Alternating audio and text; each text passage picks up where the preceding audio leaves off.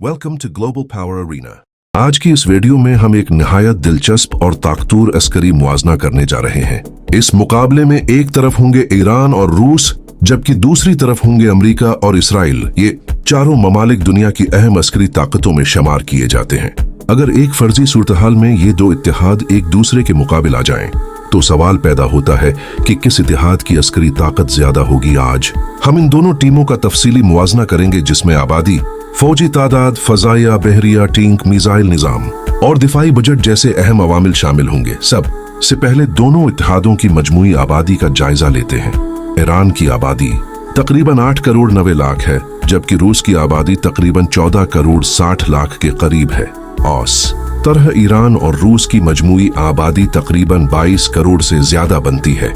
दूसरी तरफ अमेरिका की आबादी तकरीबन 33 करोड़ है, जबकि इसराइल की आबादी तकरीबन 90 लाख है। उस तरह अमेरिका और इसराइल की मजमूई आबादी तकरीबन 34 करोड़ के करीब बनती है।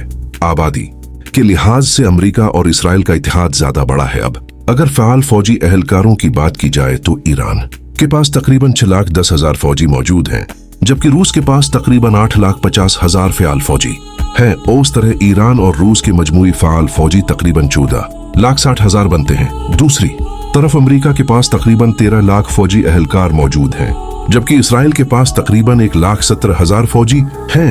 इस तरह अमेरिका और इसराइल की मजमूई फ़आल फौज तकरीबन 15 लाख के करीब बनती है। इस लिहाज से फौजी तादाद में दोनों इत्तेहाद तकरीबन बराबर नजर आते हैं। अब फदाई ताकत का मुआजना करते हैं। ईरान के पास तकरीबन 330 फौजी तैयारे हैं, जबकि रूस के पास तकरीबन 4,000 से ज्यादा फौजी तैयारे मौजूद हैं। इस तरह ईरान और रूस के मजमूई तैयारों की तादाद तकरीबन 4,300 के करीब बनती है।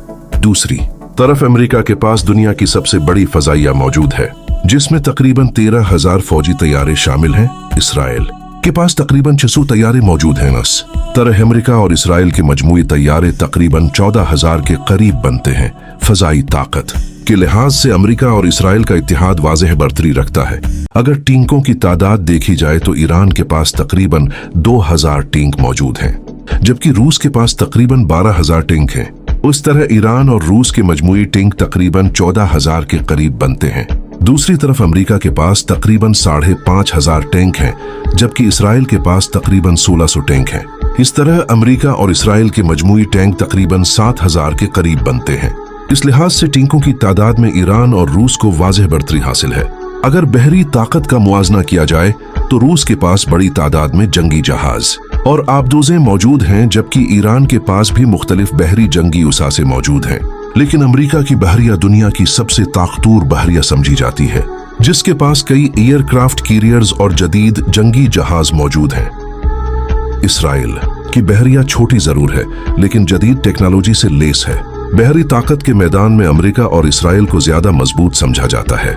ईरान और रूस दोनों ममालिक ताकतवर मिसाइल निजाम रखते हैं और तवील फासले तक मार करने वाले बैलिस्टिक मिसाइल बनाने की सलाहियत रखते हैं।